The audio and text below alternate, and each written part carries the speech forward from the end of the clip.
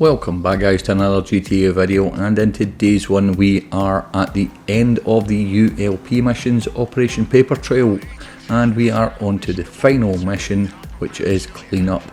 Now you may remember when I started showing these missions that I explained I had already achieved the hard mode with no Snackster armour and also the less than 50% damage on this mission, helping out Venom when the career progress first came out.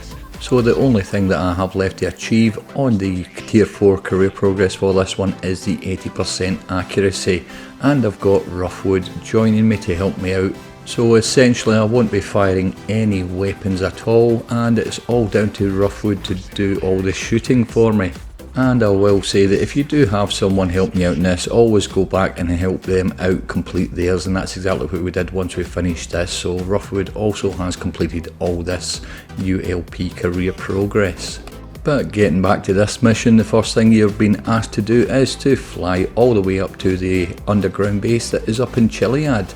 I will also say that with the 80% accuracy I don't need it to be on hard mode, so this is just on the normal mode.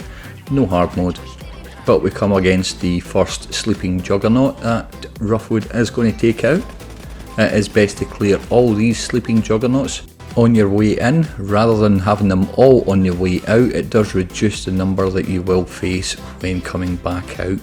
So making your way through the tunnels, you are at the first yellow marker and it is the electricity box, but as you can see the fuses are missing and you do need to find all 4 fuses. There is occasionally one right there on that first stack of boxes. There are, I think there's 3 possible locations for the fuses along the corridors here, and as you can see Roughwood's got the first one. And with no more along the passageways, we know that the remaining 3 are going to be in this open section here. Roughwood is going to be taking out all these juggernauts to make it easier on our way out, but it is just a case of making your way through all the sections in this area here. You can see I've got the second fuse, 2 to go. Again, more juggernauts for Roughwood to take out. Now there is a section here where a fuse can be just behind the boxes right there, and it does require these boxes to be shot away, so I'll step back and leave that for Roughwood to have a wee look through. I'll continue on, and the next place you can find fuses is either on the table here where I find one, or just on the other side of the scanner. And as you can see Roughwood has picked up one of them and I have got the 4th one, so I'm going to make my way back while Roughwood takes out the rest of these juggernauts and put the fuses into the electric box, get the power back on and get the lights working. Once the lights are back on, that then opens up the next section that we need to make our way through, and at this point in time there are 3 other sleeping juggernauts that you need to take out. The first of which is either just standing through the door or just down this passageway on the left right about here. The next 2 are on the upper level, and if you follow this route you'll be able to find them, no bother at all. The best weapon to take the juggernauts out is by far the minigun. It is the quickest and most effective way to take them out, however it doesn't have a great accuracy. So that's why it's best to have someone along helping you out when you are taking them out. But once those juggernauts are clear, you're making your way around the 4 servers and hacking into them. Now after you have hacked into 2 of the servers, you will hear the alarms going. And it's at this point here where the heart rate starts to increase, as we do have juggernauts that have been reactivated coming into the main server room. Now depending on the number of players and what difficulty level you are playing it on, that will dictate how many juggernauts actually come into this server room. So while Roughwood is taking care of those juggernauts, I am hacking the remaining 2 servers. And then with all 4 servers hacked we can make our way down to the lower level again. Now there is one more juggernaut that is on the lower level. The highlighted 2 on the right of the minimap are both through in the passageway that we need to go back out of. But Roughwood doing a fantastic job taking out those juggernauts, but with that one done that's on the lower level, we can make our way down there and through the passageway. Now, if you are going for the 80% accuracy or even the 50% damage, do stay out the way and let whoever you're playing with take out these juggernauts. There are 2 left in this smaller area, but as you can see, Roughwood and the minigun makes light work of them. Now, once those 2 are clear, we can start making our way through the passageways, but that is not the end of the juggernauts.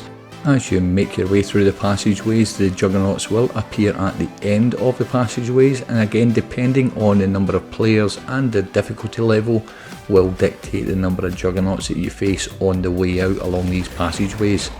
Luckily enough, we did only have 2 to face before we got to the exit, and it's at this point we can take a small breather while the cutscene exit plays through for us. But once we get out onto the outside, we are faced with a few helicopters that are going to come in towards us and chase us down. So this first one being the Annihilator Stealth, and you can help out with this if you've got a homing launcher or an RPG. Now, for some reason the homing launcher didn't lock on fully and both my shots missed, but Ruff was able to take it down with the minigun, no problem at all. Now, once this one has gone, you need to get off this mountain, and you do that by running towards the parachute on the minimap and taking a run and jump off this platform here. Now, what I will say is, if you are attempting the less than 50% damage, do try and get off the platform first.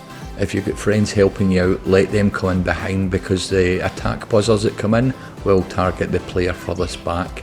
Make your way down to where your vehicle is parked, and that's why once again we always start with the armoured Kuruma. Nice landing, Rough, and we jump into the armoured Kuruma. From there we just follow the yellow line all the way along. Now the yellow line will disappear, as you can see here. Once that happens, you are asked to take out the rest of the mercenaries. So once again leaving that to Roughwood, but in the safety of the Kuruma, well, relative safety depending on my driving skills, Roughwood is able to take out the rest of the mercenaries while seated in the Kuruma. There will generally be 4 or 5 different jeeps that come towards you that you need to take out, but once that is done, the yellow line will reappear once again, and you just make your way along to the finishing location at the IAA facility. But there you have it guys, job is done. I will however add in that it probably is safer to do this run twice, once on hard mode to get the hard mode with no snacks or armour, and once on normal mode to get the 50% damage and the 80% accuracy. And once that is completed, we can see that I do get the pop-up for the 80% accuracy. And jumping into the career progress, you can see that that is it, fully completed, and I have already claimed the IAA hoodie, the 150,000 GTA dollars and the 5,000 RP. But once again, a huge shout out and a thanks to Roughwood for helping out on this one. And like I said earlier, we did go back through and get it all completed for Roughwood's career progress as well. But there you have it guys, another one done, and that is it from me for today. If you did enjoy the video, do leave a like, and if you are new here, why not consider subscribing.